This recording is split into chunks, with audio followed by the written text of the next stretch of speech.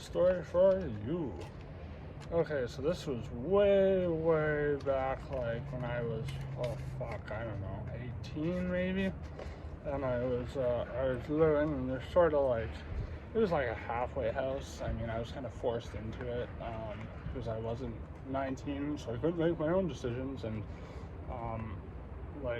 this was when I was like first starting to get the signs of my chronic pain, but it was like affecting my vision, and they were like making it way worse by doping me up with like antipsychotics and shit. And yeah, it just overall was a bad time. Like the people there were like these horrible fucking ex-cons, and no, this wasn't the mental institution. This was another place full of horrible ex-cons that acted like fucking high school bullies.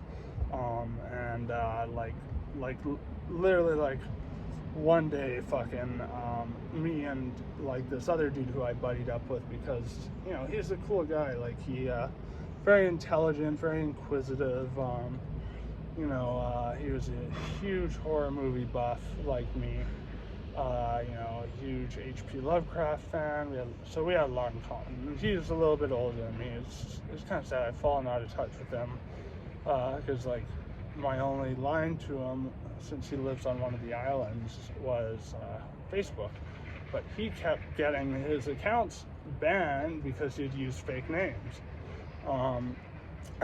Like I think Elaine Sleazebaggio was like his last one. But yeah, if you're out there, man, fucking I miss you, and I want to fucking chill again, because like me and this dude, we almost fucking even made a movie together, dude.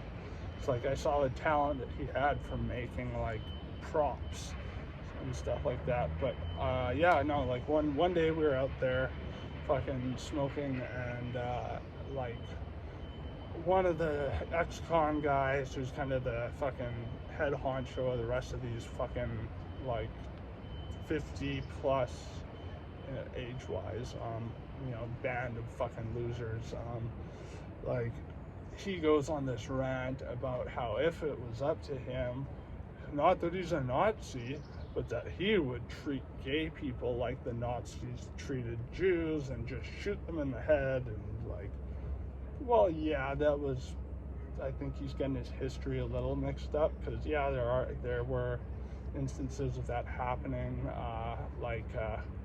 There was one Nazi officer, I can't remember his name, or SS officer, and he, I believe his SS, could be Wehrmacht, but I can't remember the details, but he took 25 to 28,000 Jews out to the forests and just shot them towards the end of the war, and then fucking hauled ass to Argentina when Berlin fell, and Mossad hunted him down and like fucking tortured him to death. Like brutal shit. I mean, I'm sure you could Google like Nazis that Mossad found in Argentina, because the thing is, Argentina was a fascist regime. But yeah, because I think he was thinking of like Stalin, because Stalin, that was more heated, purging ranks, either you go to the gulag or you get a bullet to the head sort of thing. But in any case, it was disgusting, it was reprehensible. No one fucking had the balls to stand up to these dudes, because like the head honcho he was a fucking muscly looking angry guy. I make like a calm counter argument, and this guy starts fucking getting in my face, and my buddy, like, he's taller than me, he's bigger than me, he fucking stands like right up to the guy, and he had my back. Just a little background, my buddy, he had a great sense of humor. He was always smiling, always laughing. He was a great artist, but he was very troubled. Hardcore alcoholic. Like, I only drank with him a couple times, because the purpose of being there was not to fucking do our drugs of choice.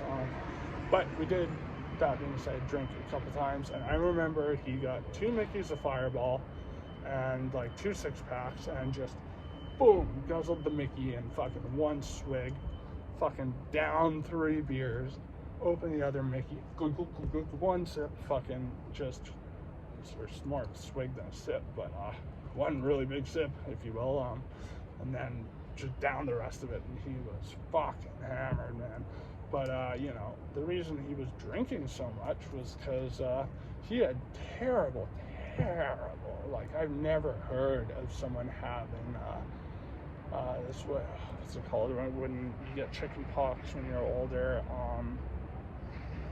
and it causes like very bad nerve damage. Fuck, the name's fucking escaping me. I'm sure it'll come to me at some point in this video.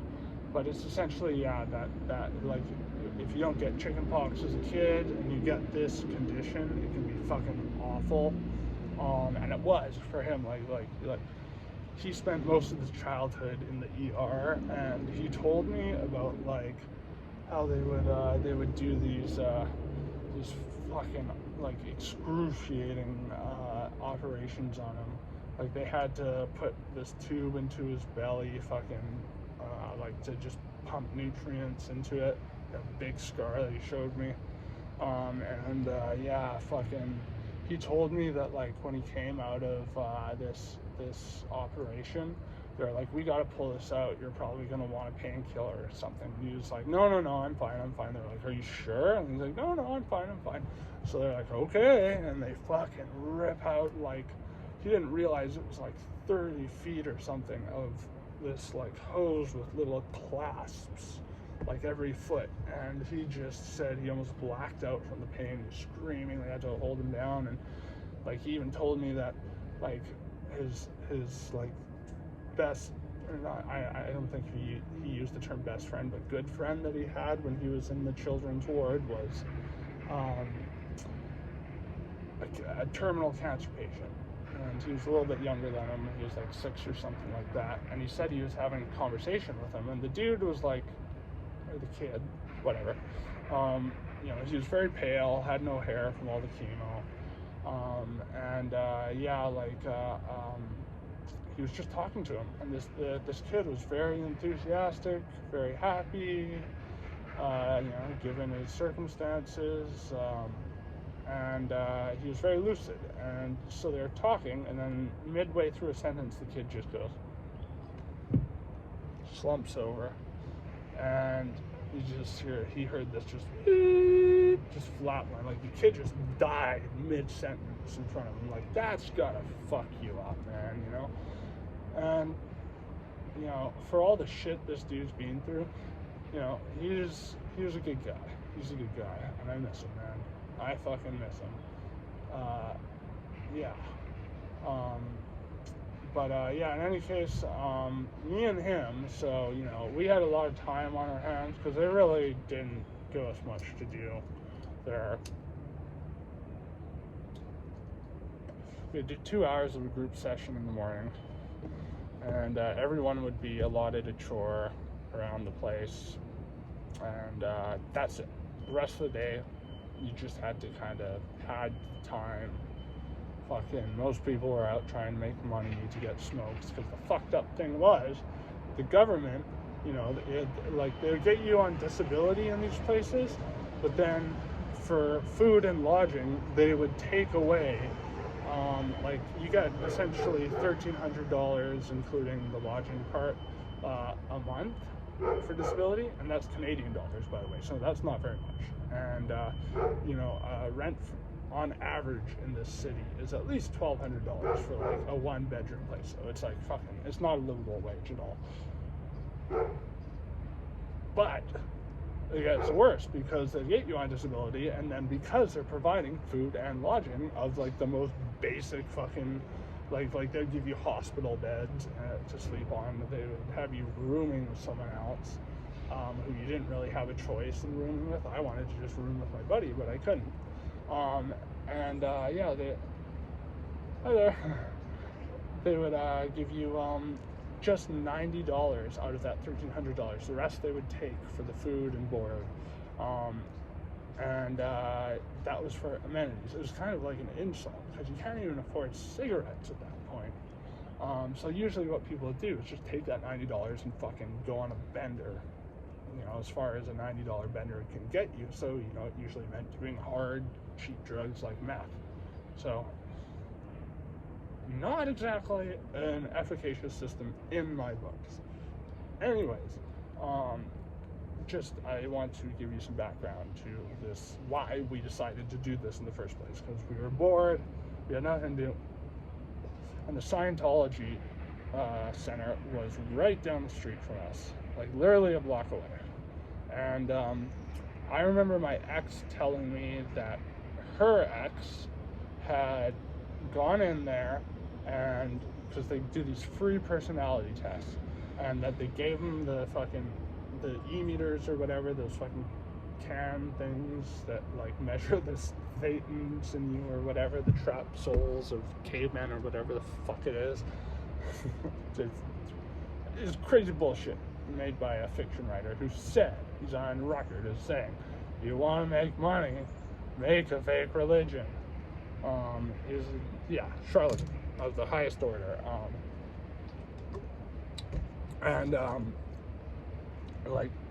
This experience really solidified in my mind how this was not a religion, this was a fucking cult. You will get why when I tell you the details. But yeah, so my ex told me that they gave him the e-meter and he broke it. Now, after this experience, I realized that her ex was bullshitting her, because they don't give you the e-meter in the personality test. They don't. You have to you have to go through various paywalls to get to the whole e-meter thing. What they do for the personality test is way more boring and frankly tedious. They give you I think it's like 200 questions or something like that, at least. It took us both 2 hours to do, and my buddy was just checking random boxes. So he finished maybe after an hour and a half. But these were not questions you could just kind of skim through. They were questions that you really had to think about. It was weird, and think about it in a weird way. If you're walking down the street and you see there's a crashed car and someone is injured in that car, what is your reaction? And then it has 5 multiple choices or something like that, and under each multiple choice is a different reaction.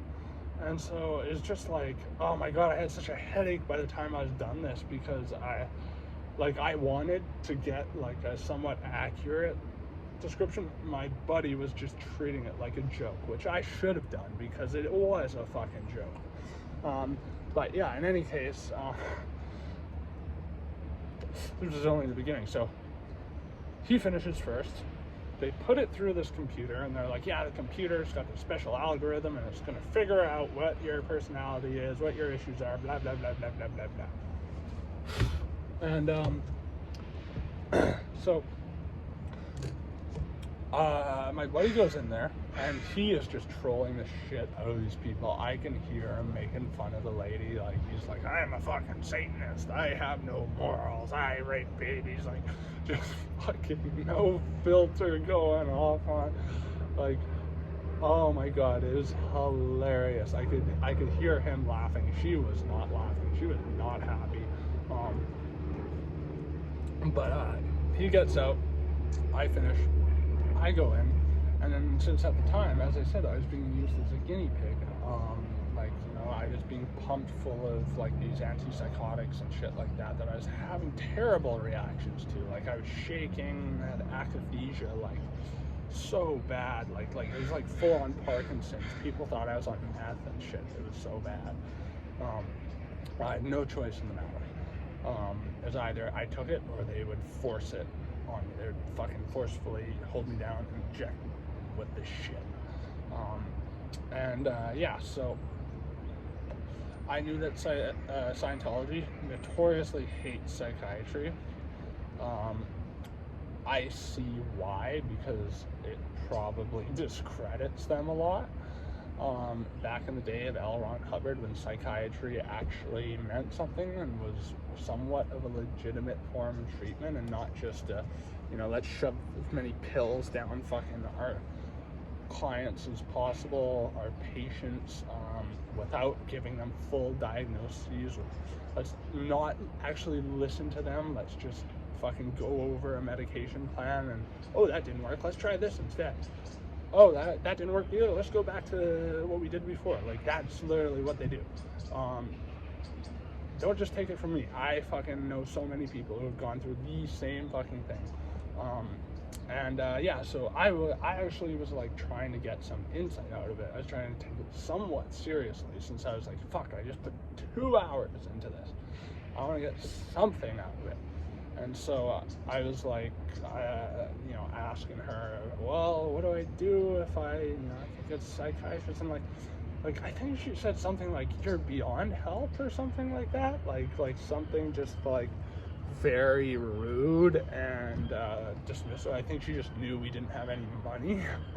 But so I get out, and like they do this fucking weird thing where they're like, oh, we gotta process your personality thing one more time. Like, I think her beyond helping was like just her way of saying like, we want to keep you here for longer, because if we don't have money now, they probably think we're gonna have money somewhere down the line, and they want to tap into it before anyone else does. Religion, cults for you. Like I say, Mormonism, Scientology are like the most American fucking religions ever. So this other lady, she is like, here, while you wait, why don't you watch some videos? And I was like, okay. And she was like, she said the fucking creepiest thing, like, so she puts me like, and apparently she did this to my buddy while I was in talking to that other lady who was like processing my personality test or whatever. She puts me about this far away from this massive screens with 2 screens beside it, and I was like, what am I watching? And she's like, don't worry about it, don't watch with your brain, watch with your eyes. Which,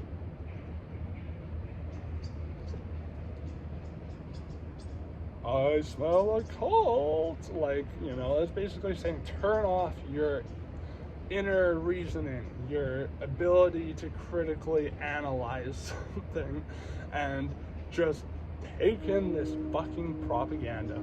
And I'm sure some of you remember, there used to be these PSAs that aired in the early 2000s.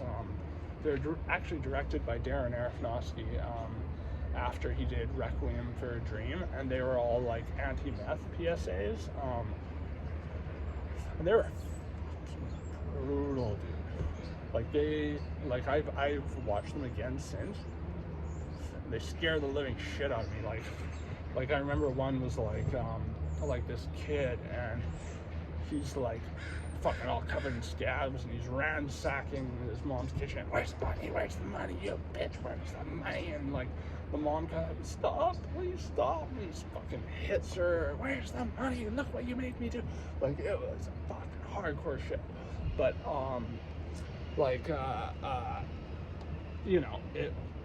in a way, I kind of do appreciate it, because I'm sure it did scare kids away from doing meth, and it was disturbing. Like, it was probably more disturbing than most horror films.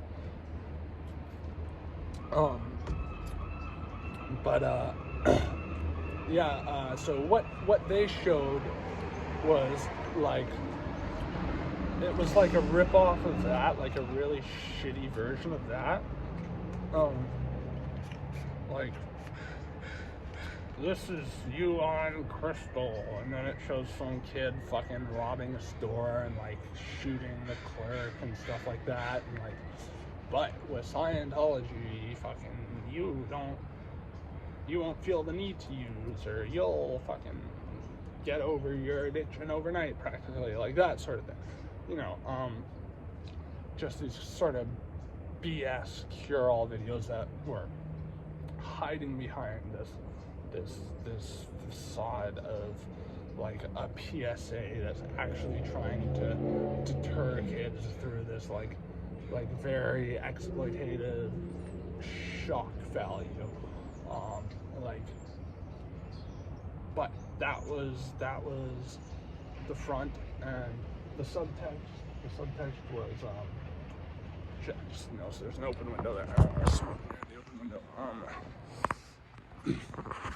Yeah, it was, you know, what comes to mind is the whole, saying of, you know, the road to hell is paved with good intentions, sort of thing.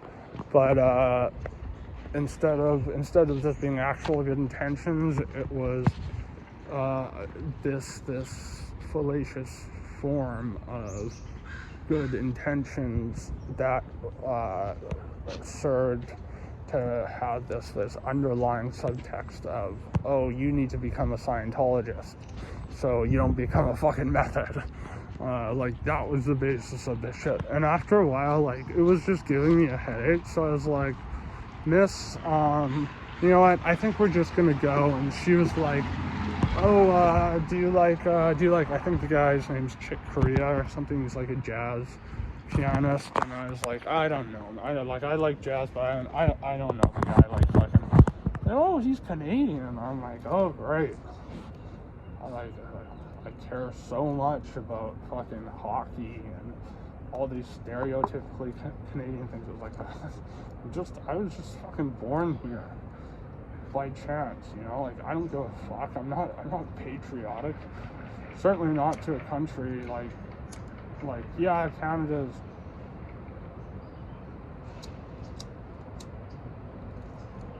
It's one of the better countries in the West for sure, but it still suffers from a lot of faults that other Western countries, like, you know, the States, deal with. You know, like, instead of lobbyists, we have, well, I think we have lobbyists, but you know, they mingle instead of with Congress, with cabinet members, and essentially just, you know, grease palms to make sure that, because we have like this massive amount of oil in Alberta, and like our current Prime Minister, who is shown time and time again to be a complete jackass. I'm not gonna lie. I knew he was gonna completely renege on most of his claims. Like he was going, like, Stephen Harper, the conservative guy who was there before him, is, you know, he's a piece of shit in his own right. But like Trudeau, our current Prime Minister, like, his claims were that Harper was going to destroy all these natural habitats to get to the Alberta oil reserves, so we could, you know, have this pipeline going to the States and to the jobs, blah blah blah blah blah blah. But it would destroy a lot of natural habitats, and so he wasn't going to do that. That was his claim. And then another was Stephen Harper was going to sell all of these APCs, you know, armored personnel carriers, to Saudi Arabia for like $13 billion or something, so they could essentially use it to fucking just run over rioters and shit.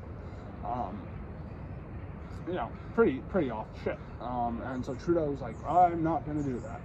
And one thing to know about Trudeau is that his father was Prime Minister a long time ago. He was like, I think from Quebec, and he sounded like he was one of the better prime ministers. I don't know much about him except for the crisis of the Quebec nationalists who were like trying to become their own country. You know, the French Canadians. And French Canadians, by the way, are fucking nuts. My ex who stabbed me, she was French Canadian. I'm not trying to stereotype. I know some cool French Canadians, but, you know, a lot of them are fucking nuts. The same with just French people in general that I've met. Not a generalization, just people I've met. But yeah, I think it's called the October Crisis or something like that, where they kidnapped this politician, and they killed him and tried to make it look like a ransom. Be like, oh yeah, he's alive. Whoa, pinky swear, he's alive. Fucking give us money and we'll fucking release him. And so Trudeau Sr., he did this whole like martial law thing where he rounded up like he got reservists and our equivalent to National Guard to round up something like 400 people, and I think only 2 of them had ties to. Hi there. Hey, I'm just dog sitting for Sharon. Oh, nice. Yeah, I used to live right down there. What's your name again? Callum. Callum, you're Yeah, that's right. How are you? Oh, all right. I just started a new course at university. Great. Yeah. I managed to pass my last 2, so Good for you. yeah. What's the course? Introductory Psychology Part 2. Great. Yeah. Sounds good. Yeah, no, it's interesting. I was the only person in the first class to pass. Because the way it was structured was it was part-time hours with a full-time curriculum, so 3 hours twice a week, and they would just jam-pack everything to those 3 hours. And Study time. oh yeah, but it was my paper and my project that I think allowed me to pass. And it was interesting because I've always I've been into psychology, like the psychodynamics, like Carl Jung, stuff like that, but it's so much different when you take it as an academic thing, like much more scientific. Yeah, for sure. Yeah, see you around. I'll be here tomorrow sitting, so yeah, take it easy. Oh fuck, I miss this neighborhood, man. Yeah, I used to live just a couple blocks away, but in any case, what was I saying? I was just saying fucking Scientology.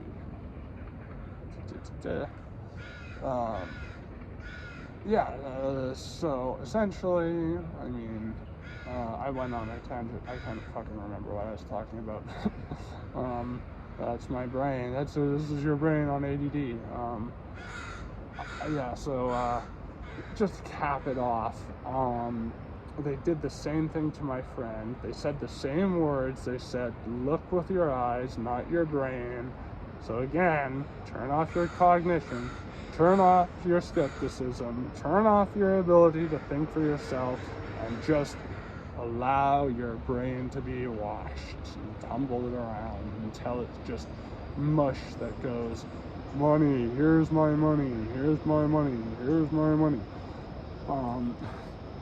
It's fucking, Scientology's crazy. I don't know what's going on with them these days, but last I checked, what's his name? The guy who's been heading up the church since L. Ron Hubbard fucking died. Fuck that guy, man. Fuck that racist fucking piece of shit. Fucking pathological liar saying he's like fucking hunted pygmies and blah blah blah blah blah. Like complete bullshit. And for a guy who's so ardently against psychiatry, he did a lot of fucking drugs. Like the stuff, the Xenu stuff that he wrote, he said he was constantly in a blackout from doing speed, Seconal, and drinking rum. Like, that's a hell of a fucking concoction, dude. I've never done Seconal because it's never prescribed anymore because of how abuse, or the potential for abuse there was with it. For any of you who've seen Valley of the Dolls, great movie, never read the book, heard it's a great book. You know, like one of the women in it gets hooked on them. They call them Reds. That's what they call them back in the day. You know, the Grateful Dead song. You know, living on vitamins, Reds, and cocaine. All a friend can say is ain't it a shame. You know, yeah, no, it's just a little bit of hypocritical irony there. Yeah, so they did that to me and my buddy, and we left, and we were just so exhausted, and we were like, wow, what the fuck? Like I sold them on this being a good idea because we would get to fuck with the little metal can things, the e-meters, but no. We just fucking filled out this long, laborious fucking personality test and got told absolutely nothing of value. Yeah, it was complete bullshit, and I feel so bad for people who get roped into that because, you know, they're in a desperate situation or whatever, or people like Leia Ramini, who, you know, spent a lot of her life in it, spent a lot of money on it because her mom was in it, and then is when she finally got to that, like, got past that final paywall where you see the Xenu texts to take you into a vault, and they show you the fucking, like, scribbling of this guy who was in and out of blackouts, just rambling about fucking how the world resembled ours in the 50s, but they were aliens, and the aliens had the B-52 bomber, or they had spaceships that looked like B-52 bombers made out of gold, and they dropped A-bombs, and blah, blah, blah, blah, blah, blah, blah, blah. You know, complete lunacy. like ramblings of a mad man who tried to be a sci-fi author, and it was too shitty to make money off that, so started religion. Me and my friend were just like, what the fuck? That was creepy. And people, like, they just had, like, we only really interacted with those two women. Those were the only real people there, except for what I imagine were, like, their granddaughters or something, these young little girls who came in, like it must be after school or whatever, because they had their backpacks on, and I just felt, oh my god, like, these fucking poor kids. Because, like, you know, I don't know if you guys have heard of, like, the Sea Org and stuff like that, where they send people and then just, young people, make them do slave labor and fucking beat them and, like, just, yeah. Last I heard about them was David Miscavige. That's the guy who,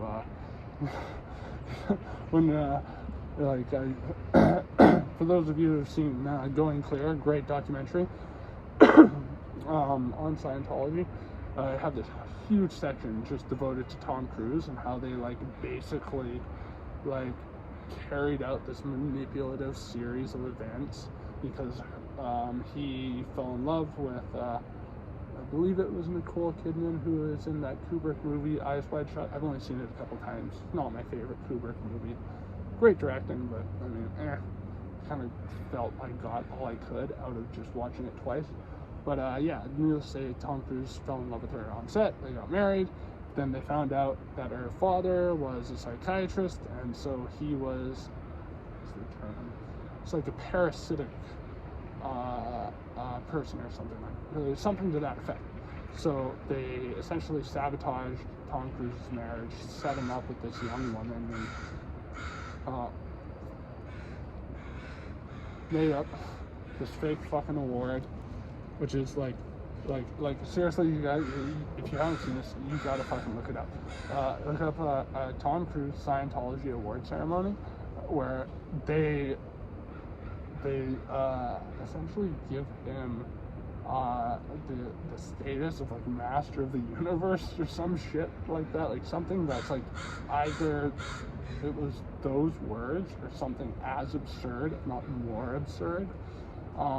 And it was just something they totally made up to distract him from his divorce.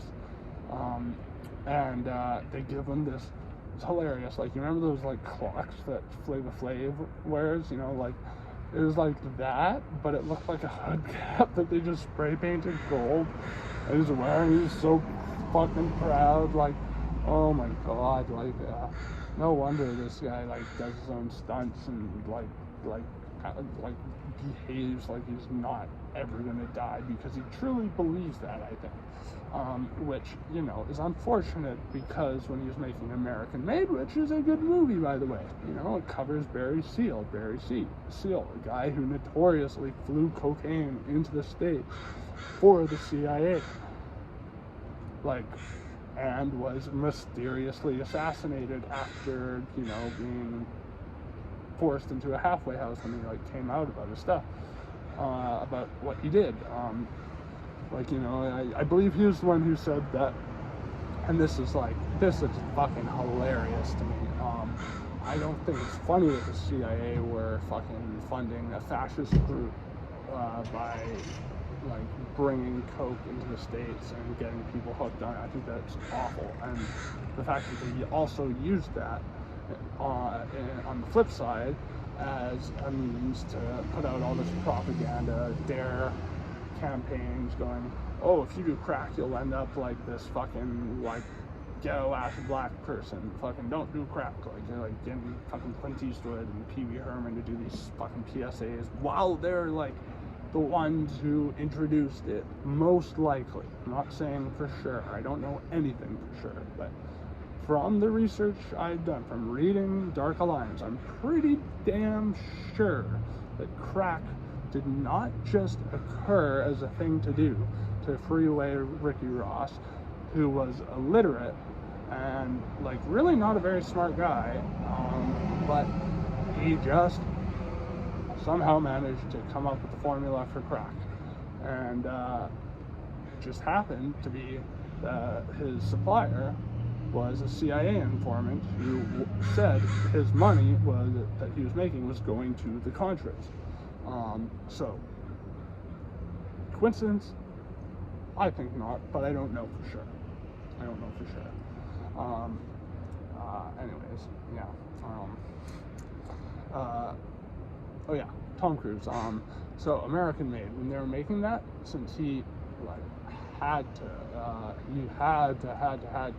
be the one who fucking flew the airplanes, he crashed on set, and I think he killed like 2 or 3 people, which is interesting. You don't hear about that very much, because stuff like, you know, John Landis making this fucking, like, absolutely arrogant mistake when filming that awful Twilight Zone movie that ended up killing the lead, and, like, I think it decapitated him and, like, 2 young children who were on set, and, like, and the fucked up thing is, like, these were like foreign children that I think they were Chinese, but they were supposed to be playing, like, Vietnam, sort of like rural residents, and, like, he's, like, I haven't seen the movie for a long time, but it was like a chase sequence where they're getting shot at by American GIs and a helicopter is going overhead with a stuntman. I think the helicopter got caught on something, and the guy flying it fucking crashed and killed all 3 of them. And John Landis fucking, you know, like, I'm sorry, but fuck John Landis. I love American Werewolf in London. Not the greatest werewolf movie ever, but it's still a lot of fun. Like the dream sequence with the Nazi werewolves, I fucking love that. I love that. It's a great scene.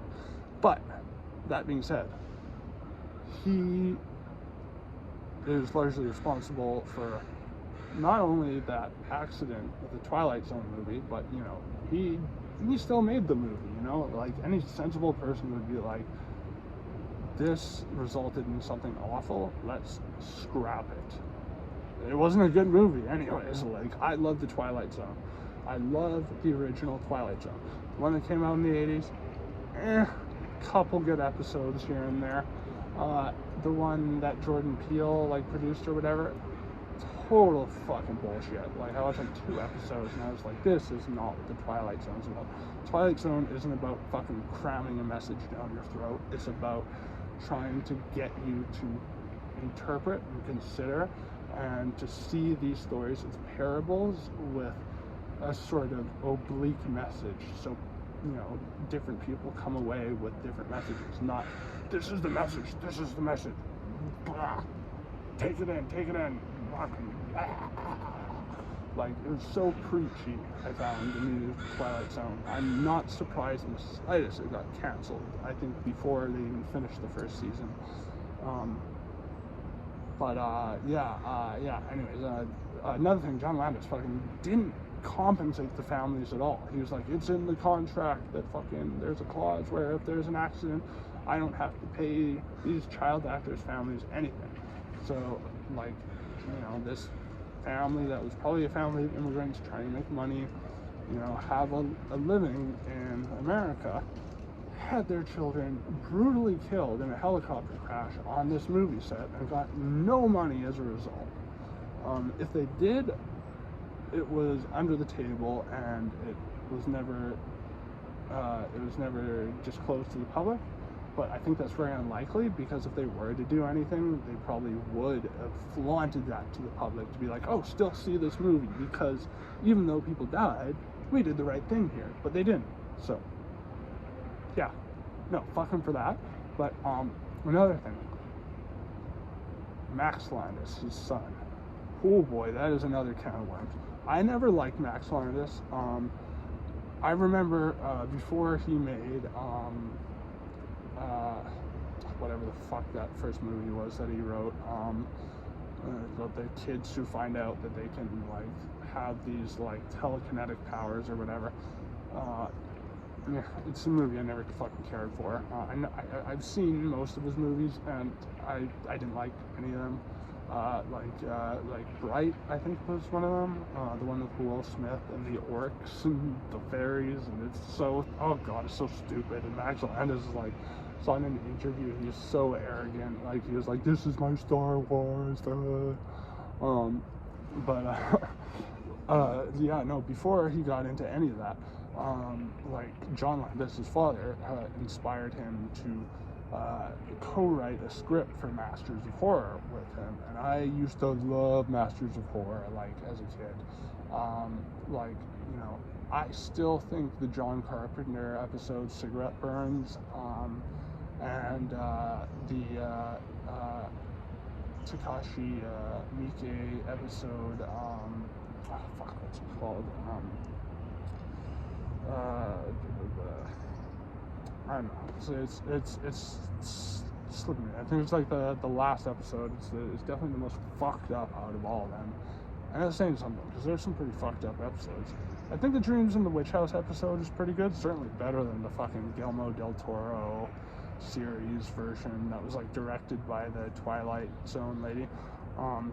But yeah, the one that Max Landis and John Landis wrote was by far one of the worst episodes. So I have no idea fucking how he got this massive career in screenwriting, except for nepotism. But yeah, no, like, he made this movie, I think it's called like Ultra or something, where Jesse Eisenberg or whatever that fucking like douchey actor is, like, he plays this sort of blue collar dude working in a supermarket, and like, I'm sorry, the movie was so forgettable. I'm slipping on so many of the details. And he is secretly like an MK Ultra type Manchurian candidate, you know, sleeper agent. So bad guys come, and he all of a sudden has crazy karate skills, and he's like killing them with spoons and shit like that. It's just, Like, I always thought his shit was dumb. Like, even when he was on Red Letter Media, and I love Red Letter Media. Like, he was so fucking annoying. Like, he was just like his energy was just like, it was like he was gonna just explode, like his skin couldn't contain all this fucking manic energy. It was like he was fucking coked out to the gills, I swear to God. Like, and he's like, you know, acting after watching like 3 shitty movies with these guys, like, oh, we've been good friends for a long time. I treasured the time we spent together. And it's weird. I think he was hitting on like what's the name of the guy who plays Mr. Plinkett, fucking Rich or whatever. The guy with the like really distinct laugh, like he keeps like leaning on him and stuff like. It's just so obnoxious, and you know, like, but hats off to Red Letter Media when they were going through this whole like joke thing of all these guys getting canceled, fucking Weinstein, so on and so forth, and then Jay says Max Landis, because you know at the time when they had him on the show, they didn't know he was this like aggressive, grooming sexual predator, which I'm not even going to get into the shit he did because it's like beyond fucked up. I'll just say it involves both physical and sexual abuse. But yeah, no, he was canceled for like fairly, you know, sound reasons. And I usually say, you know, like this is stuff that should be brought to court and whatnot, but like he fessed up to it. He confessed to it. So yeah, and plus, I don't think it's some fucking Greek tragedy that we're not going to see a Max Landis movie anytime soon, because I never cared for his movies anyways. I don't know how I got from Scientology to fucking John Landis, Max Landis, but there you fucking have it. So thanks for watching. Thanks for listening to me have a conversation with myself. You just got the virtual experience of being inside my head for fucking 50 minutes. And I'm sure it's quite an endurance test, so fucking gold star to you guys who fucking got to the end of it. But yeah, here I am, fucking, once it's uploaded, fucking feel free to shoot me a message, comment, whatever. I want to talk to people, so. Oh, boys, and I'm, like, right now, like, honestly, other than just guitar covers, and stuff like that, I'm kind of looking for material to cover, so any suggestions, please throw them my way. I would appreciate that. Keep it real, homies.